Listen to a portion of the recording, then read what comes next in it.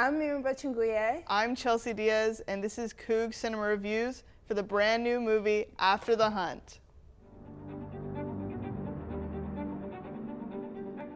Okay. My initial rating for the movie, I would put it about a 7 or 8. I really enjoyed it. Because even though I wouldn't say that I usually go for suspense style movies, I really enjoyed the plot, and I guess the relationships between the characters was really striking to me compared to other movies. But what did you think? I would say 8.5 because it was very complex, like in the middle of the movie. Like at first I was low-key like bored. Like I was trying to figure out what I was watching. And then in the middle I realized, well, I saw what it was about and I understood. And it was very interesting how like Alma was trying to figure out who to believe, like if it was going to be Henrik, the guy Hunk, or the girl Maggie. Give it 8.5 because of that. Like it was very complex when it came to that situation with those three characters. Yeah. I think you're just trying to top my score. 8.5.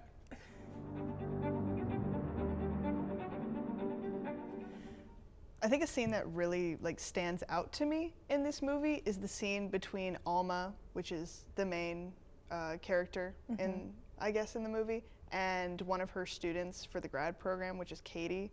I feel like Katie is not very prominent in the story, but in this movie, she really shows her worth because leading up to at least this scene, this is in the latter half of the actual movie, so it takes a lot of build-up to get here, and it takes a lot of build-up to understand why this scene is so important. But this is after the events of speaking with Henrik. This is after the events of speaking with Maggie about what happened, and I think it's just the culmination of Alma trying to make sense of these people that she feels that she knows so well, and the idea that she's having to think of them in a different light. Because during class, Katie brings up the story of Ulysses and how he returns home from battle and of course going through so much heartbreak and this and that and just awful events. And he's hearing someone else tell his story and he finds himself crying because he's so moved by this beautiful story. But it's his story. And Katie brings this up in the movie because it's the idea of by othering people, we fail to connect as well with them. Just like in Ulysses' own story, he fails to connect with his own story being told. And during this scene, Alma really bites at Katie. Verbally, she is just attacking her left and right, basically saying this is a stupid argument to make. Mind you, this is a very professional setting. And we can see Alma's calm demeanor flaking away because she's so torn by the idea that she has in mind for these two individuals, Henrik and Maggie. And I think it just shows the inner turmoil of the person dealing with this event from an outside perspective. Yeah, So- she took it very personal, and that's why Yes. she reacted like that. It was out of line. Even the other students around, they were shocked, by her reaction, because it was just it was a question. It was felt just a like question. it was out of nowhere. Yeah, she felt like she was being attacked or something like that. Yeah. we saw. She when Maggie told her about what happened to her, she was, well, later on we saw that she confessed, Alma confessed when she was in the hospital with the husband Frederick, and she was basically saying how when she was 15 years old, she experienced the same thing as Maggie, but she blamed herself. That's the difference. She blamed herself, and I feel I just found that interesting how she still blames herself, she's an adult, and she still thinks it's her fault.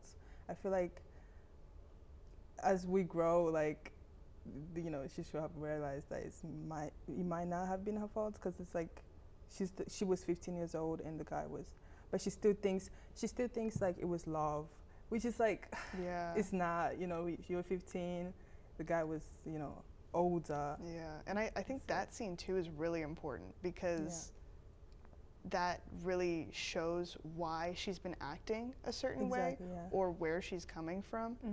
So also it shows a lot of her vulnerability because throughout most of the movie you don't see what Alma is really thinking a lot of the time because either she's been conditioned to hide it or she feels that it's best for her to hide it.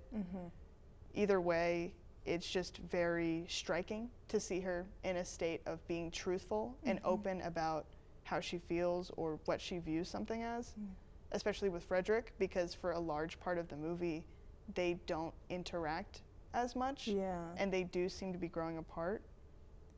And I think that scene in particular, the hospital scene, it really, I guess, brings the connection back to these characters, whether just for us and the movie's sake, but yeah.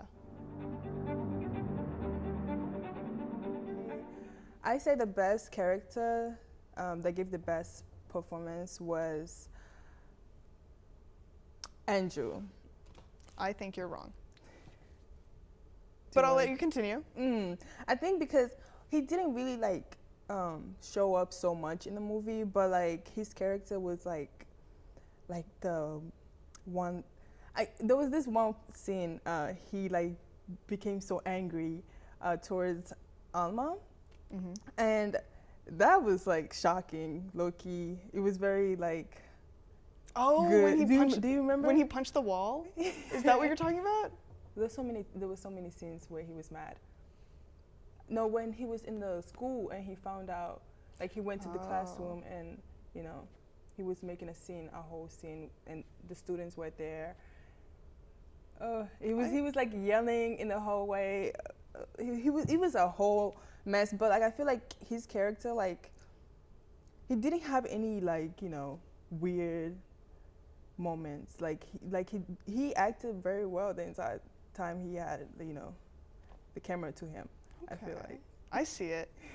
I'm gonna contrast your Andrew Garfield with, I think that Ao did a great job, because definitely there are a lot of scenes where it's kind of really hard to bring that emotion out. I don't want to toot my own horn, but I've acted, it's hard. It's hard to bring out the emotion, especially when you need to be like really still almost and really tense in scenes or super sad, because I feel that it's easy to bring out anger. There's a lot to be angry at. I agree with you. Like I think you know it's easier to, you know, act out angry. So I agree with that. But like I still, you know, I would still stand with my Okay. Because I feel like it was just like even watching it, like I was just like, damn, like the entire time. But like, what's her name? Your character that you chose? Maggie. Ao. Yeah. Yeah, Ao. She was giving awkwardness at first. Like I don't know. Like there was this, like throughout the movie, they were trying to like make us believe that she was like obsessed with Alma, but she didn't really give in to that, if that makes sense. She didn't really give in into that theme, like that. You understand what I mean? Like Yeah. because like at some point they were like, I think Alma said, "Oh, you're obsessed with me," or something like that towards Maggie. Yes. And we didn't really see that much. Like we saw, the outfits kind of matched, you know, like the way they dressed. Other than that, it wasn't consistent. Like she didn't really go into that. Like Maggie, she didn't really go into that. Like, or maybe it was just a lot. I'm not sure what they were trying to. Yeah. But that obsession, like we didn't see that. So it was just, but the thing is, definitely, I think that as far as like that whole comparison bit they did during the movie, even Ao's like mannerisms were, because I can see why a student would look up to an educator, of course, And I think that she was able to get like some of those mannerisms down in like even in like the subtle things. So I think that's really, really where at least my pick shines. I think that Andrew Garfield, love Andrew Garfield. I think that he had quite an easy job with being angry. I think it's very easy to be angry. It's very easy to be super quirky. Yeah, I've never acted before, so I actually don't know how, hard it would be to like be all sad and stuff. Like the way, Maggie was, performing, like, because her character, she was like sad, like she was calm. Like I don't know how hard that would be, but so you know what, I still think it's my character, but you can stay with her. All right.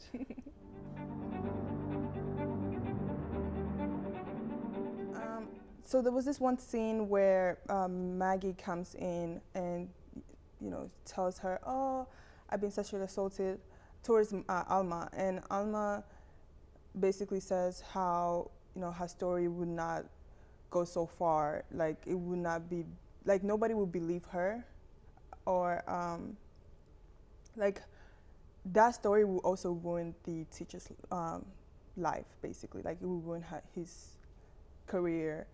And that was kind of like, it's interesting to mention because like it's interesting to mention because like her being black, like it's being like taken as, oh, like her speaking out will ruin the white person's life so badly, like it shouldn't be like that. Do you understand? Yeah, because the like importance of that scene is Alma, who is a white woman, is telling a minority woman they will not be taking you seriously in the news. They're just gonna blow this up. Yes, yeah. And it's yeah, that was very like interesting, like hearing that. Yeah, and I think that moves into, I guess, like one of the other undertones of the movie, which is the difference between, I guess old feminism, new feminism, and the difference between white feminism and colored feminism, because there is a small distinction between the two, and you can kind of see the differences there. Yeah. Because whereas Alma's is very bringing it back into the othering other people, Alma is othering Maggie by seeing this story and seeing Maggie as just something that'll be in the news, just as another colored college student becomes assaulted. It's just a story. It'll pass, it'll go by, and it'll be over. And that's kind of how Alma is seeing it in that scene. It not as, this is Maggie, this is one of my students, this is somebody that I trust enough to invite to my house parties. She trusts me enough to come to me with this issue she's facing and trusting me enough to seek my guidance out. Yeah.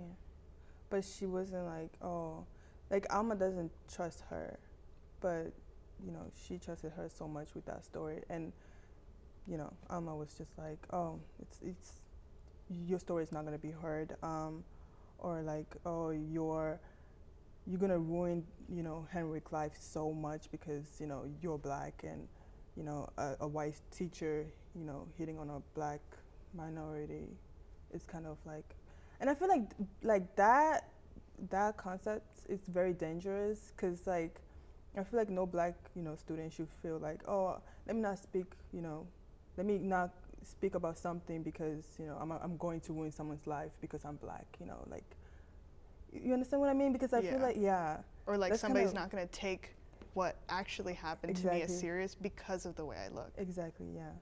Yeah, because even later on in the movie, when Alma talks about her own experience, she sees it as something that was her fault. And I think that this is projecting a lot onto Maggie as viewing it as, it's like, well, you're going to ruin his life by him doing this to you, Yeah.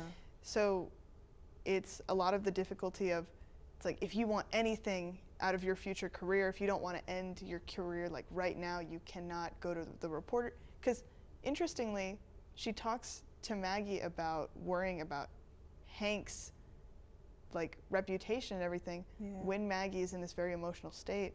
And that's when Maggie is basically like, I can't trust you. Then it becomes what happens to the individual, not what happens to the perception of this individual. What happens to Maggie, you know? It's like, what happens to Maggie's career? No, what happens to Maggie? I think that's the important thing, because Alma focuses a lot on how it will affect someone else, or how will it affect the perception of someone else, rather than how this person is emotionally being affected. Yep, that's what exactly what I was.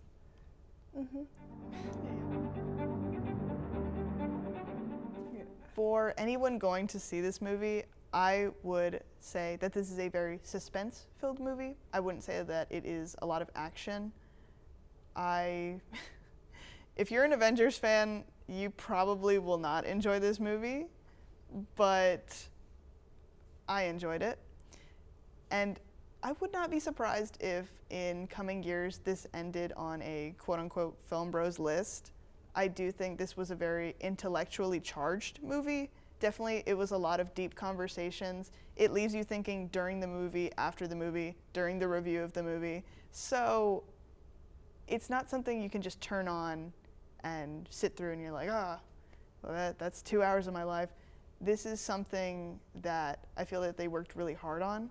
And I think that they really worked hard to get those themes across of the importance of speaking out about like events like that happening in your life, and the importance of connection. So, warning, if you're gonna go to the movie, it's about sexual assault, of course, and just be ready to question your own thoughts a little bit. Yeah, because even the ending was like an opening. Yeah. It just left people just still thinking like, wait, what did that really mean? Like, there was no happy ending. Yeah, there wasn't really, like, it felt fake, basically. Like the way they two characters, Alma and Maggie, the way they meet up, the meeting was yeah, it was very awkward. It feels like it's, or maybe the sound effects maybe made it awkward. Yeah, I'm not sure, but yeah. All right, that has been our Coog Cinema review for the movie After the Hunt. We had a great time at the screening. Thank you for watching so much. Until next time, go Coogs.